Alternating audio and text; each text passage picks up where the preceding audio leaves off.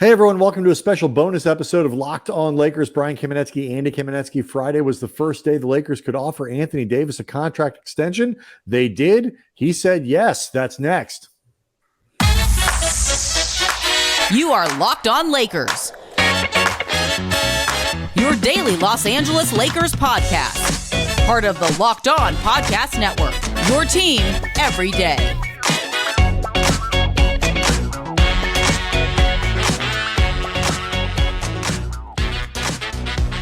Thanks to everybody for making Locked On Lakers first listen of every day, Monday through Friday. And as you know, sometimes Andy on weekends if news breaks.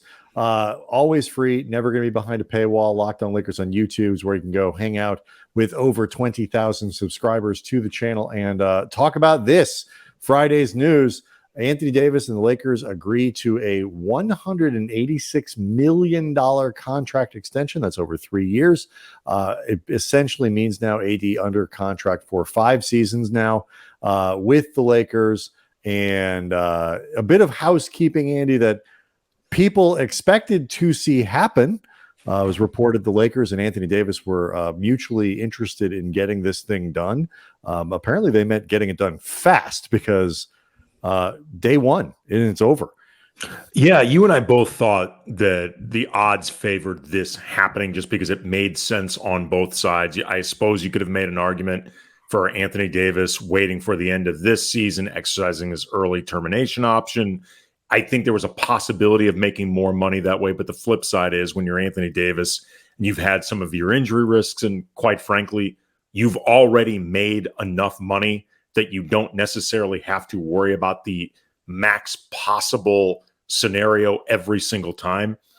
If I were him, I would look to just lock up the money while it's right in front of me. And from the Lakers' perspective, it's the exact same thing. You have definitely an elite player, at sometimes one of the most elite players in the league, under contract now for 5 years, and all of your planning moving forward, you know the biggest particular, which is, what is Anthony Davis going to cost us? How do we build around that? Yeah, I see the risk. And look, people are going to look at through the last 3 years of this deal, 186 million that's 62 million a year, I believe. Yeah, it was a little bit higher than the projections had been, which was originally around 170. Right. And you're right. From that perspective, Anthony AD, had he gone into free agency next year and then signed a deal, would have, I think the figures that I was looking at, that people were publishing said that would have been worth around 70 million, so that final year of that deal would have been, up in, at about 70 million. So yeah, he could have made himself a little bit more money. But either way, the numbers are just sort of eye-popping for the Lakers. They're eye-popping for everyone. And there's no scenario really where you can feel like you can thread the needle and get Anthony Davis for less. And maybe he'll do 50. It's this is the cost of doing business. And I understand the risk and the numbers when you start laying out the percentage of cap and this and that, whatever, are going to be frightening, particularly with Anthony Davis, who is always, every time you watch him, an injury risk. But we talked about this earlier in the week, and the everydayers certainly, I think, have heard us note this before. It's one thing to say a guy is an injury risk. Almost every player, if you're going to offer in that 60 to $70 million range, Andy, is a risk of some sort. There are very few guys who you feel like 95% confident, 2%, 3%, 5% risk. But at least you have to know that your player, when he's healthy, is one of those guys.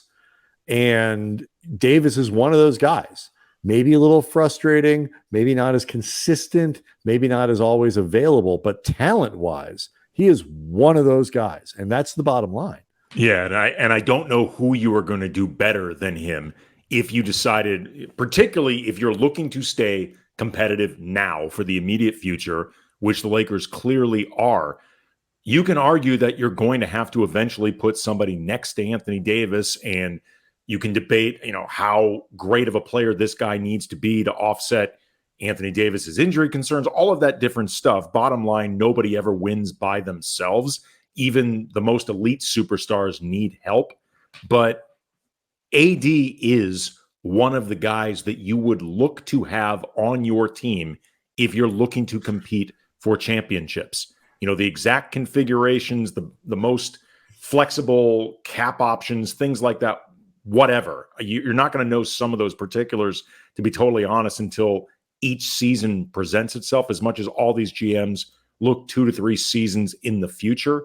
Bottom line, you will want somebody like Anthony Davis as part of your equation, so you might as well have Anthony Davis. The other thing about it too is, like, if you need to replace somebody like he's that, really good. Like, well, he's really can't be emphasized enough. He's really good. He's really good. You know, so one of the potentially dominant two-way players in the league.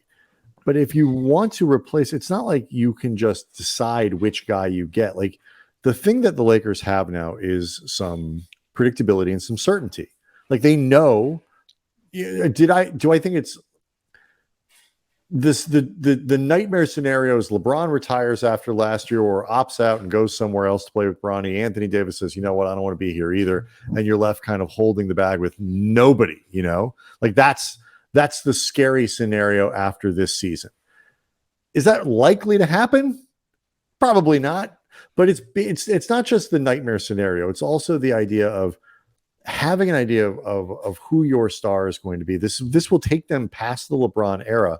And when you want to try to bring somebody in, people are worried. Maybe some people are worried about, oh, you're overpaying for Anthony Davis. There's too much risk at the end of you go into the free agent market and create cap space to sign a guy like that. You're almost surely going to overpay for a free agent with risk. You're going to have to do that. The Lakers don't have the sort of the trade capital that they can just throw to bring a guy in.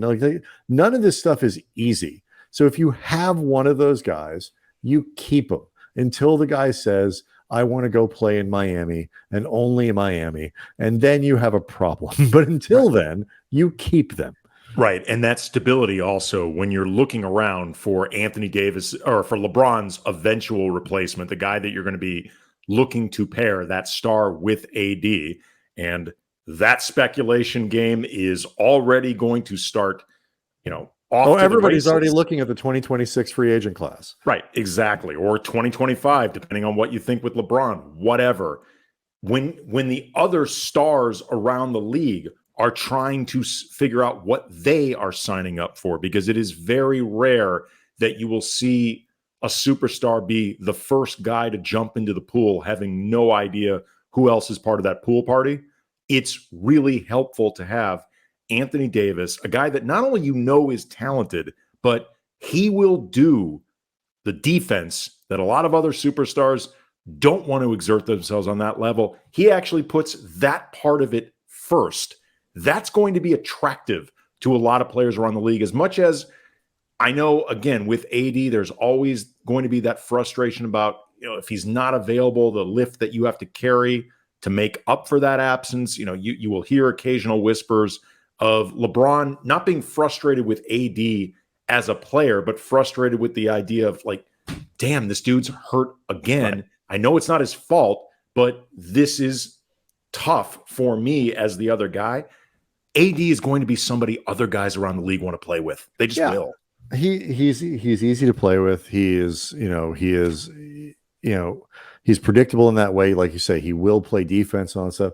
Is there a risk that, as he gets deeper into his 30s at the end of this 5-year deal, that you might not get $60 million? Yes, there is. It's going to be a risk with no matter who you bring. Right. You cross that bridge when you get there. And, you hope you can protect him in the meantime, build teams. And you got to, there's no perfect way to thread this needle unless you happen to have drafted Nikola Jokic or Giannis, or not even Giannis, as his injuries, but pretty Anthony dependable Edwards guy, right? Even Anthony Edwards never won anything. Sure, but I'm just saying he looks pretty risk-free as far as these guys who are locked up go. Sure, yeah, good young player. In terms of, certainly if you're thinking about like age and guys advancing into their prime.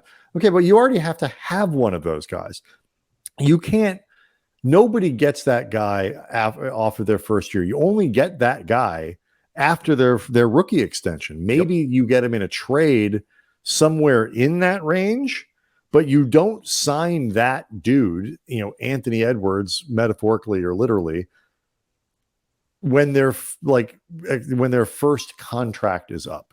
That's just not how this works. That means definitionally anybody you're able to pretty much sign outright as a free agent to a max deal is more than likely going to be in their late 20s, perhaps pushing 30. It's like, okay, so you just hope that you get it and you don't run into a situation like the Clippers have with Kawhi Leonard and Paul George, which, by the way, the Lakers tried to sign up for, and every other team in the league would have signed up for. It's just played out on the worst extreme for the Clippers. Pause to let Lakers fans enjoy that. But it's played out for the worst extreme possible. There's on Earth 12, they've managed to be hurt in October, November, and December and healthy for 2 springs and won a title somewhere. I mean, again, Earth 12. It's just this is the way it is. And I am happy that they got this done.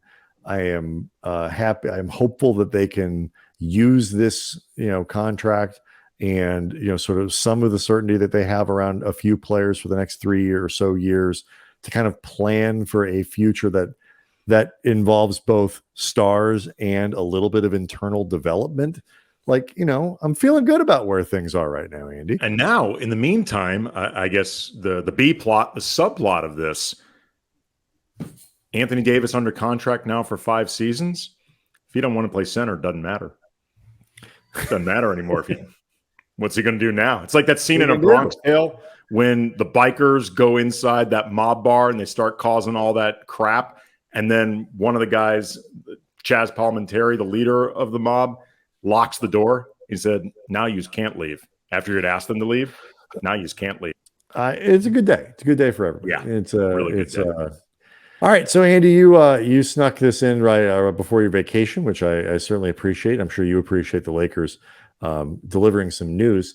But we got some good guests lined up. We're going to start with Aaron Larsoul is coming on. We've got Harrison Fagan, who you guys also know and love, and a couple other guys that hopefully we'll be able to schedule through the rest of the week. So we'll get to all that. But Andy, first, got to let you know that Locked On Lakers is brought to you by Bird Dogs, the makers of shorts and pants that feature the future of comfort, built-in underwear stitched inside. The pants or shorts, it's like a layer of boxer brief that is at one with the clothing. They call it Comfort Kingdom, and you can rule this land in your Bird Dogs. You can look better, feel great wearing your Bird Dogs. The stretchy fabrics make my legs, your legs, everyone's legs look great, and they are comfier than other pants and shorts. That's because they're not made from the typically stiff, restricting cotton in most legwear.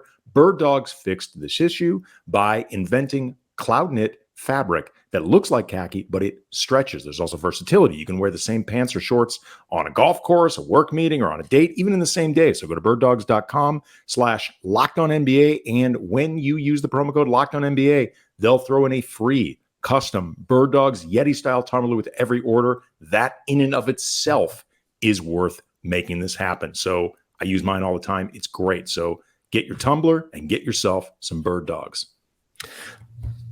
All right. We'll see everybody on Monday. Thanks.